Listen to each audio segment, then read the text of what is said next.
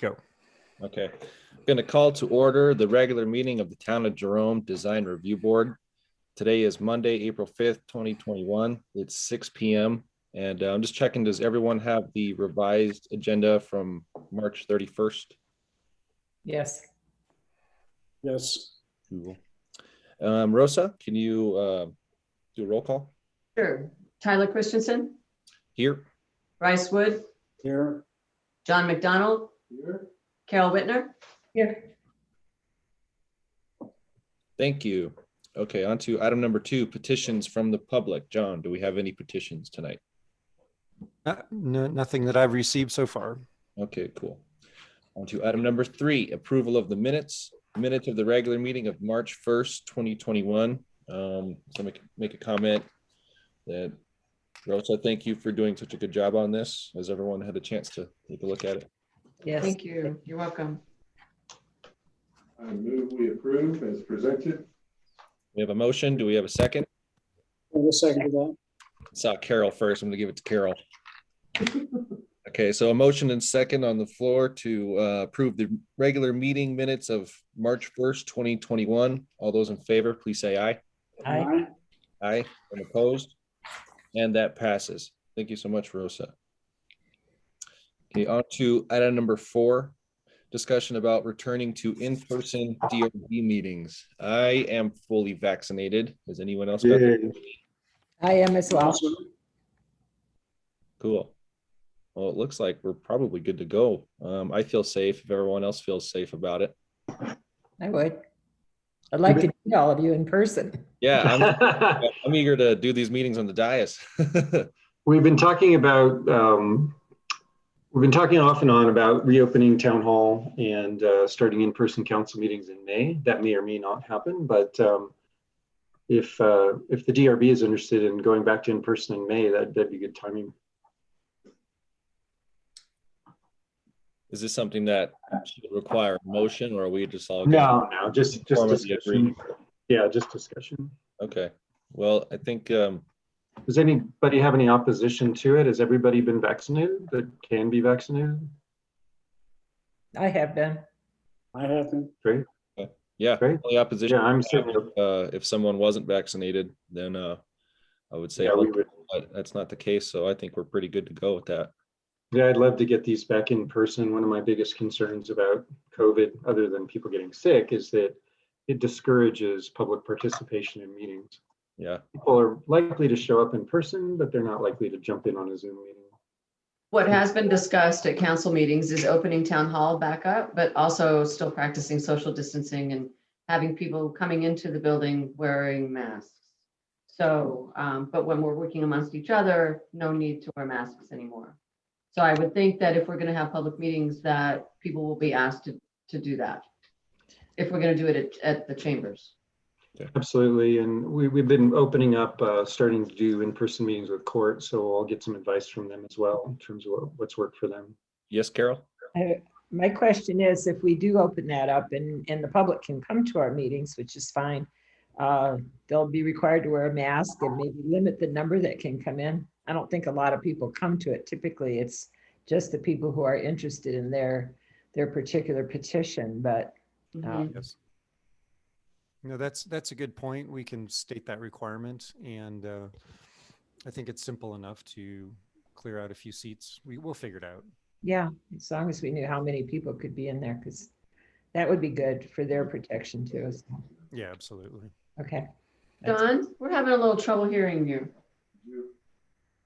You having trouble hearing me? Yes. Yeah. Hmm.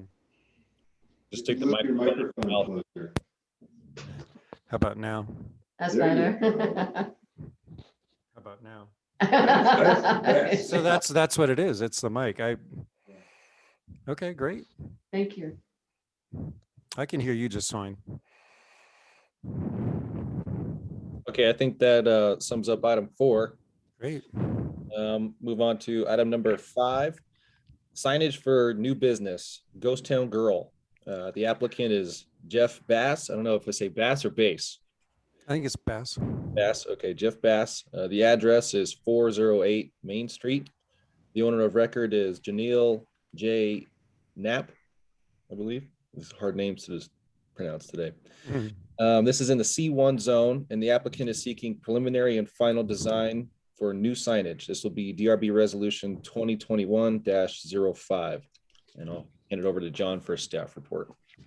Thank you.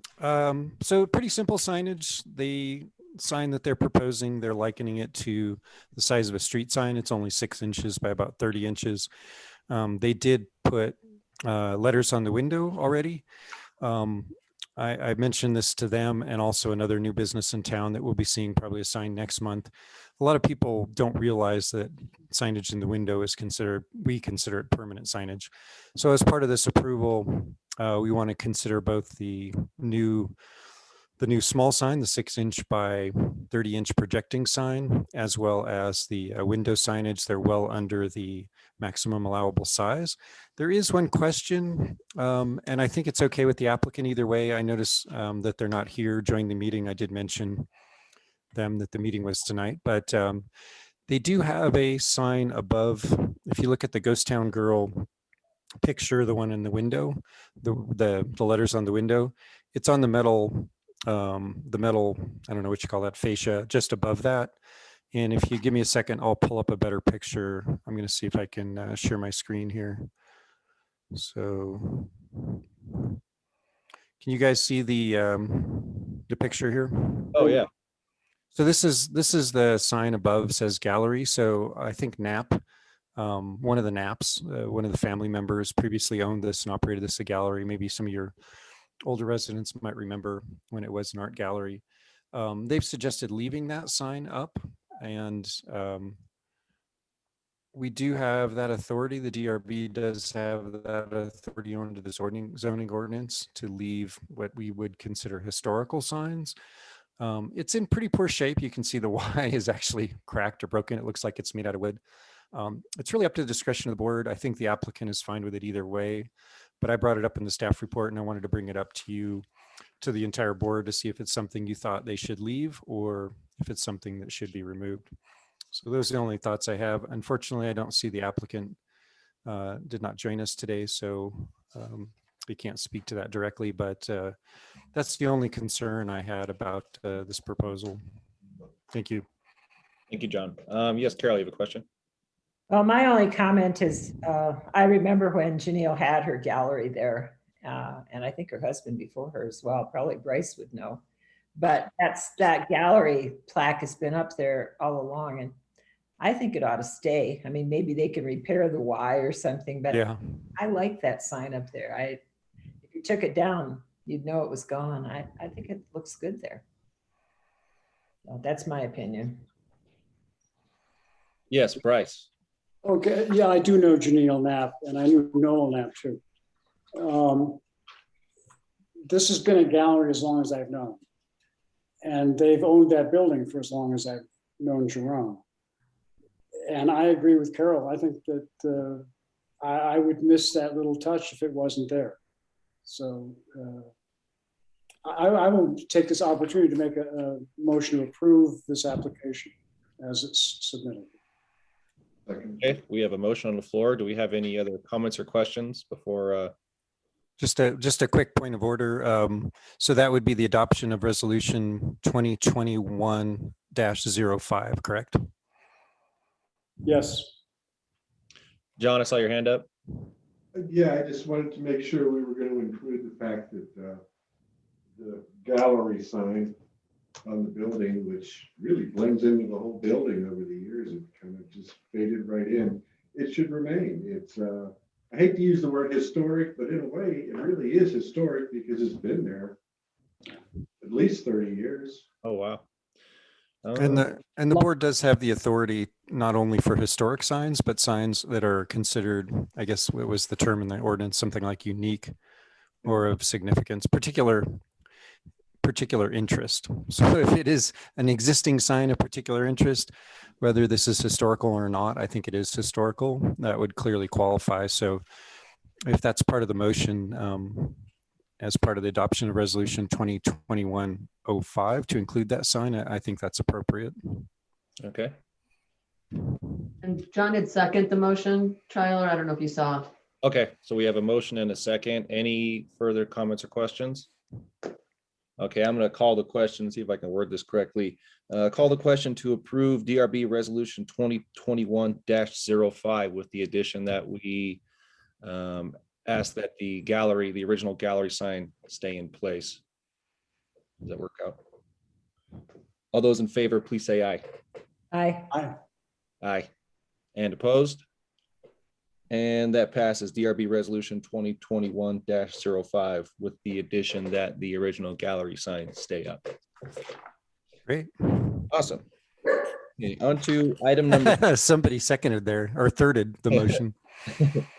item number 6, backup generator for 103 Dundee Merkin Vineyard. The applicant is Matt Lavore. The address is 103 Dundee. The owner of record is Harry Merkin Trust and Joel William Vuelsteak trustee. I think I got that right. This is in the I can't help it. and the applicants are seeking preliminary and final design review to install a backup generator. This is DRB Resolution 2021-06. Gotta say that trust name is quite. Yeah, I struggle with it too. Should I give you a brief staff report? That first name. I don't know if anyone understands the joke in that first. Yeah, don't Google it. Don't Google it. Go ahead. You'll find out. All right, I'm gonna hand it over to John for a staff report. Thank you, Chair Christensen, John Knight, Zone Administrator. I've had several conversations with Matt Lavore about this generator. It is a backup generator. It is not the size of backup generator that you would have in your backyard at your house. It is a commercial size generator that's probably more appropriate for a fire station or hospital or something of that size for Merkin Vineyards. And they do have, they do intend to only use it as backup, so it will occasionally run. We've included all the specs for it. The applicant has provided all the specs for it. We had 2 concerns that I discussed with Mr. Lavore. One is that it is visible from the road, and we should probably screen that. And they had added to their proposal some screening, which is basically the same screen fence that they're using in front of the property today. And then I had him talk to the fire chief, and his only request was, because it is not a, many of these backup generators are powered by natural gas or even propane, because it's supposed to be entirely independent. It's actually going to be powered by diesel. So our fire chief has requested an 8-inch curb or curtain around the base of the generator. So they've incorporated that into their design as well. So the interesting thing about our code is this isn't technically a structure. It's more of a utility item, like a gas, like a gas meter, an electrical meter, or utility vault or something like that. But they have agreed to meet all the setbacks as if it was an accessory structure like a shed. So staff doesn't have any problem with the proposal as it's currently presented. I think the metal screening will match nicely the existing screen fence that they have out in front of their property. So be happy to answer any questions if there are any. Thank you. Thank you, John. I like it. I think it's cool. I think it's good to have some backup infrastructure in a town like this. And for that area of town, like I said, it's kind of our experimental spot. So anything that looks somewhat weird kind of fits in that area anyway. Rosa just reminded me I still have the image up for. Oh yeah. I'm gonna. I had no idea. Carol, do you have a question? Not so much a question or comment. I certainly like the fence because I like what he's got going on down there. Is that going to be high enough to block the view from the street? Block the view of the generator, you mean? Or are you going to be able to see the top? I think so, because it's actually, if you had a chance, I'm not sure you had a chance to go down there and look at it. It's actually up on top of an existing, I don't know exactly what it is. It's actually a bit of a structure, concrete structure. So it's up above the street by about 6 or 8 feet. Mhm. So I think having the fence in front of it, you'll just look right over the top of the generator. I did ask Mr. Lavore to talk to his neighbors just to make sure they understand this is not something that's going to be running full time. It's really only going to be running in a power outage, and it does do what they call exercise. It turns itself on and exercises itself once a week or so. And that's the only time. Hopefully it'll be running unless the power goes out. Okay. Any further comments or questions? Any motions? I'd like to make a motion to approve DRB Resolution 2021-06 as presented. I'll second it. Okay, there's a motion and a second on the floor. All those in favor, please say aye of approving DRB Resolution 2021-06 as presented. Aye. I, And opposed? And that passes. Right on. Okay, on to item number 7, signage for Raku Gallery. The applicant is Sally Murphy. The address is 250 Hull Avenue. The owner of record is the Weisel Family Trust. This is in the C1 zone, and the applicant is seeking preliminary and final design review for updated signage. This is DRB Resolution 2021-07. And I'll hand it over to John for a staff report. Thank you, Chair Christensen. Just a brief staff report. All they're really doing as part of this is replacing that existing Raku Gallery sign with the new proposed signage that'll say Raku Gallery. And they've added some additional information, fine art, furnishings, jewelry underneath that. They'll be removing that little hanging sign that says no camera use beyond this point. And it will be slightly larger than the sign that is there today. It is well below our maximum 16 square foot signage size. My only concern that I raised with Ms. Murphy was it appears that they have 3 signs. One is the sign that they're proposing. One is the metal sign that's actually a projecting sign that is over the sidewalk. And it's in sort of a, let's just call that like a half sun shape. And then the other one is directing potential customers down to the lower level. And I let her know that they can't have 3 signs, but they could have a temporary sign.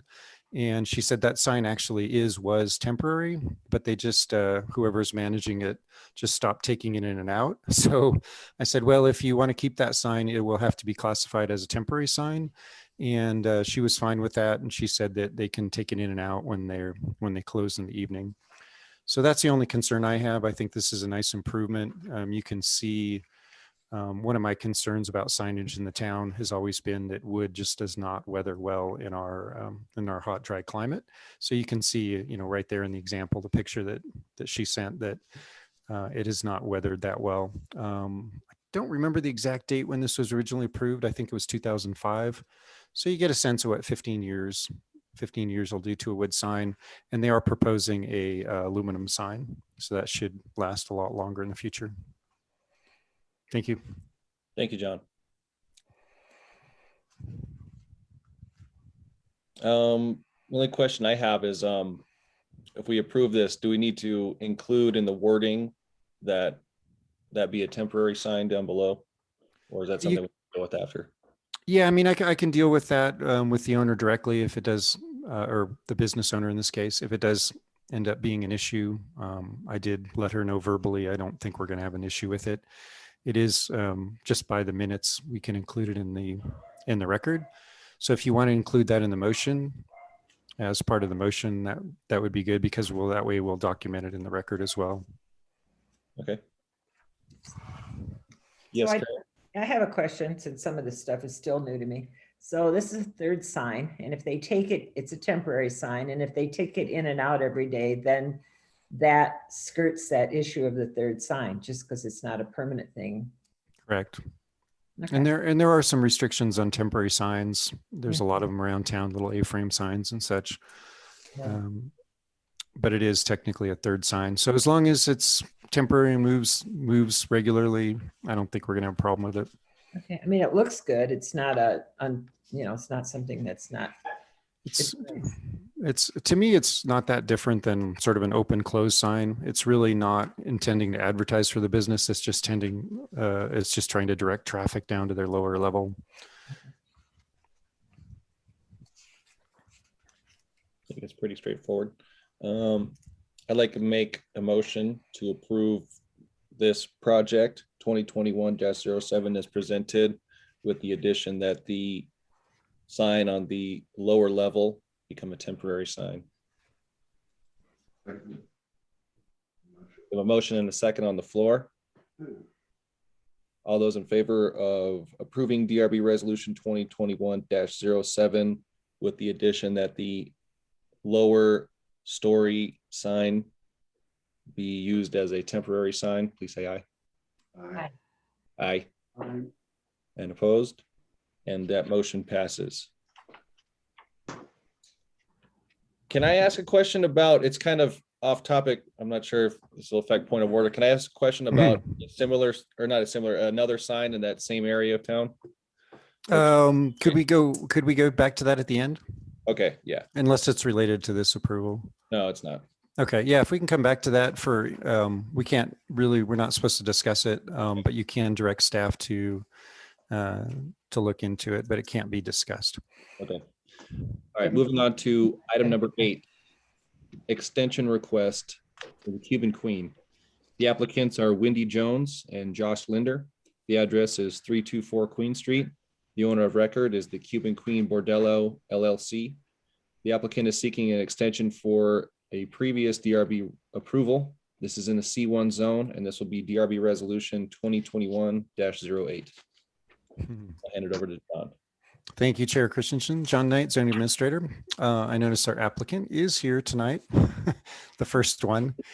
And I'm sure we'd be happy to answer any questions if the board has any. This is a fairly straightforward request. The applicant is asking for an additional 6 months.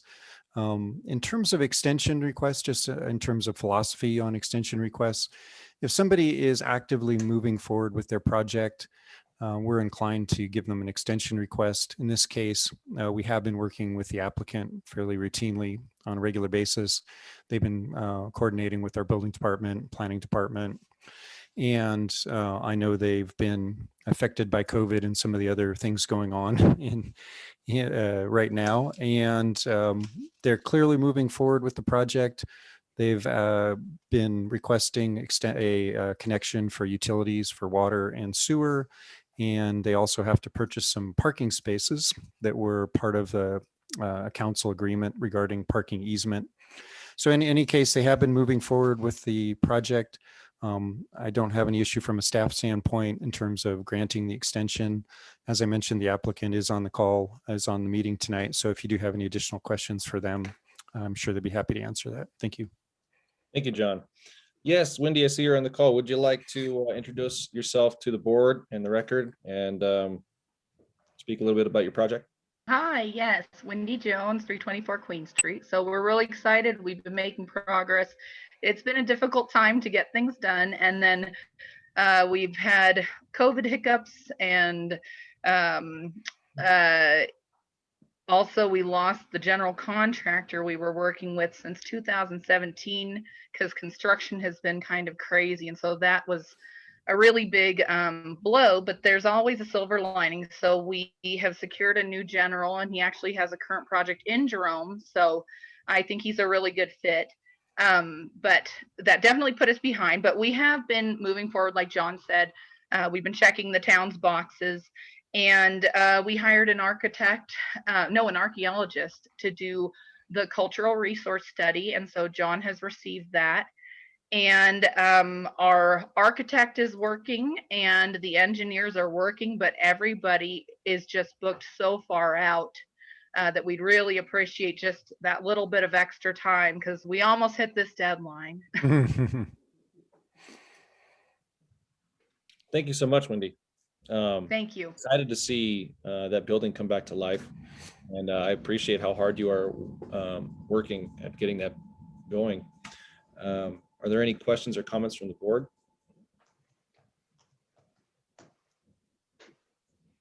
Any motions?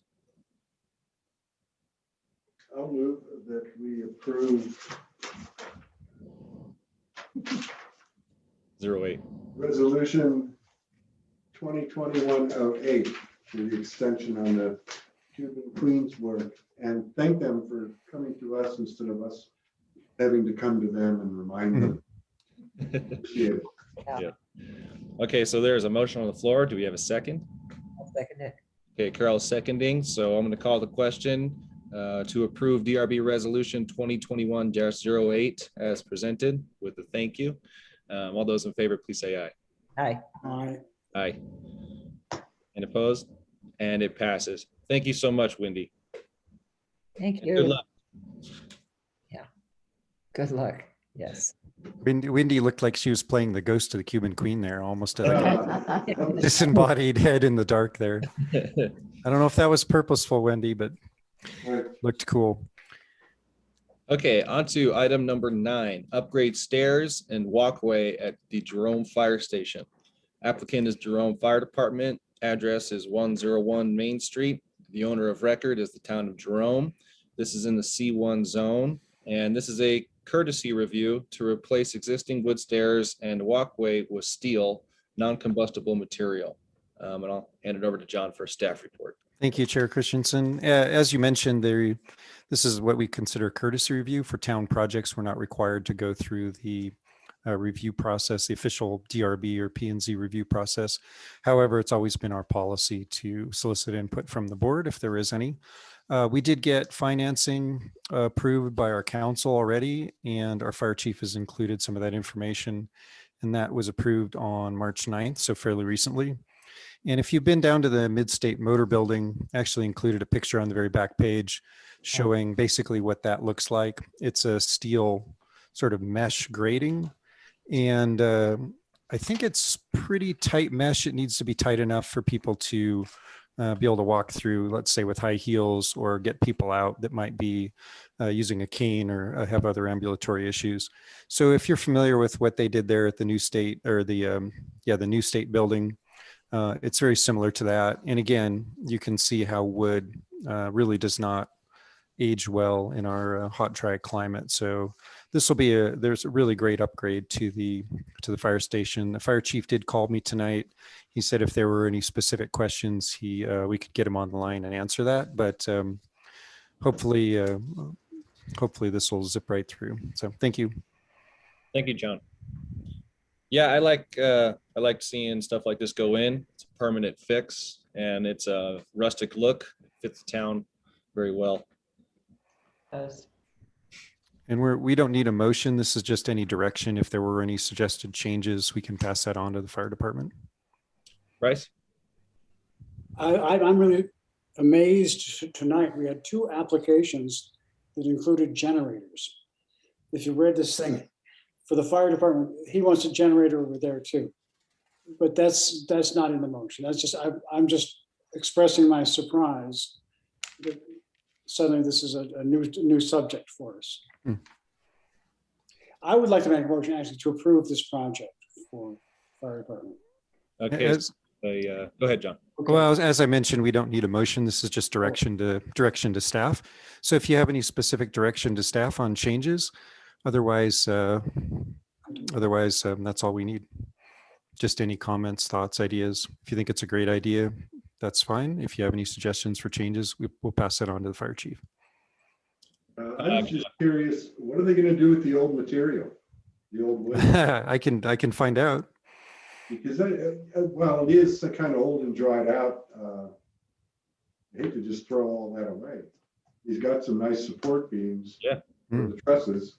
The spindles might be a little worn out, but Yeah. I think they're just gonna toss it. Yeah, maybe I'll touch base with the fire chief, see if I can find out. Well, I think everyone on the board approves. Yes, I do. I approve. It looks good. Great. Thank you very much. I think we have what we need there. Cool. Okay, on to item number 10, updates of recent and upcoming meetings. And I'll give that to John. Thank you, Chair Christensen. So a lot of code amendments we're working on right now. I know this says March 9th council meeting, but several are continuing forward to the April council meeting as well.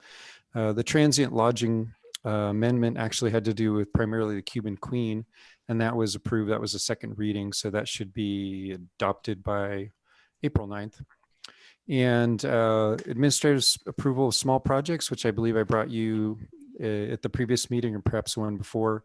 That's hit a couple of speed bumps. So that's actually going to go back to P&Z after it goes to council, in April.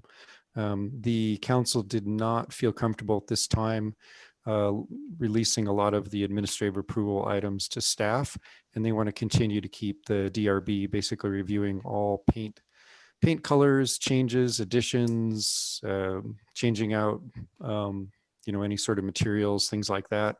They want to keep DRB continuing to review those. So that'll actually go back to P&Z at the next Planning and Zoning Commission meeting.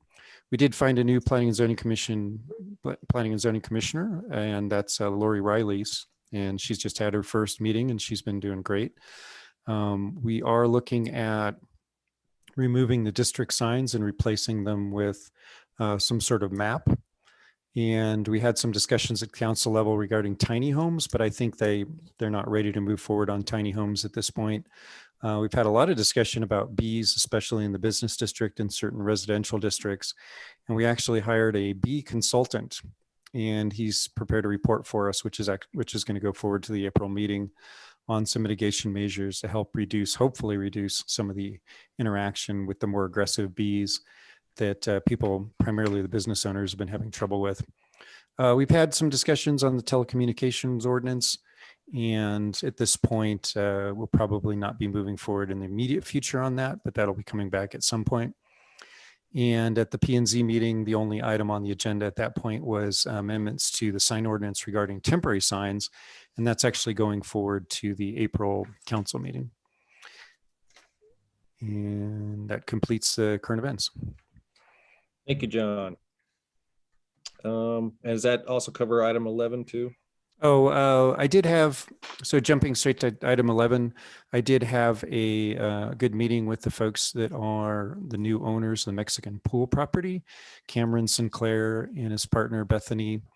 And they will be likely preparing a conceptual review for DRB and P&Z at the next meeting. And we do have a small shed for 128 First Street. That's Don Nord's project. He's proposing to do 120 square foot shed, storage shed. So those will be the items on the next meeting. Cool. That's exciting. Okay. Before we move on to item number 12, I feel like I should bring up my question, or maybe just a comment, but I'm just wondering about the State Farm sign. Again, we can't discuss it. It's not on the agenda, but it has come up by several people. It is technically a temporary sign, and it meets all the requirements of a temporary sign.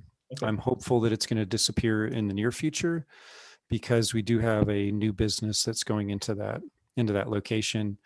And just for informational purposes, I thought it was kind of interesting. I met with that new owner, and he said he ordered $100,000 worth of leather goods. He thinks he's going to be the largest. I know. He thinks he's going to be the largest leather goods dealer in Arizona, and he may be. He's got 3 floors of leather goods, so he's just opened up for business. I believe if you get a chance, you might want to walk in there and see what $100,000 worth of leather goods looks like. Cool. It's pretty interesting. He's primarily focused on jackets and boots and leather chaps and that sort of thing for bikers. Right on.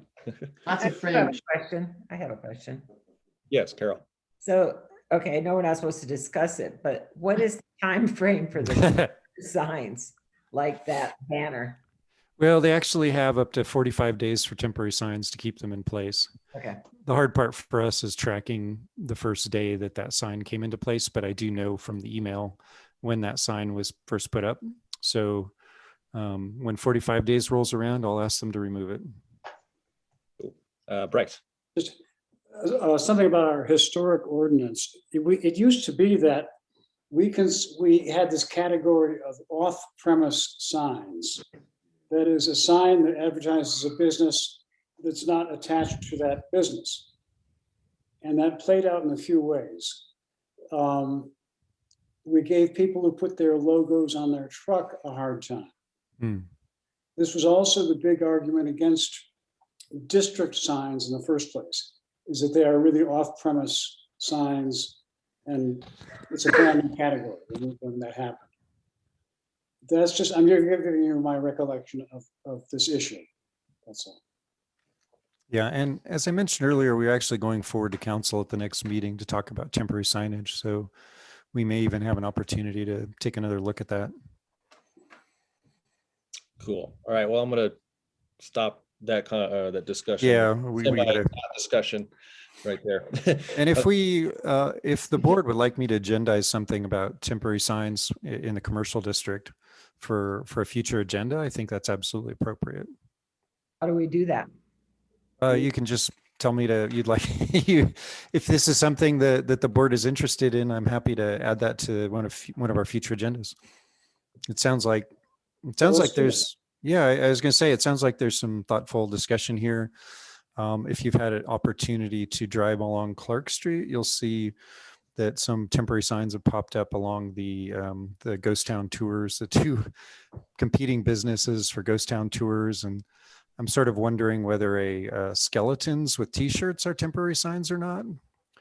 And Find everything they can to. yeah, I'd like to have this in open discussion with P&Z and DRB. I think it's appropriate. Is this what our boards had in mind when we set up allowances for temporary signs? Is this a motion that we should make now, or is it something informal after the meeting? No motion necessary. I can agendize this for discussion at both boards at a future meeting. I think we'd all like that. I would. I would. I think too. that's good. Okay. Well, right on. With that, I think we'll move on to item number 12, adjourn. Do we have any motions? I move we adjourn. I'll second. All right, Bryce. Okay, I got it. Mhm. Motion from Bryce, second from Carol.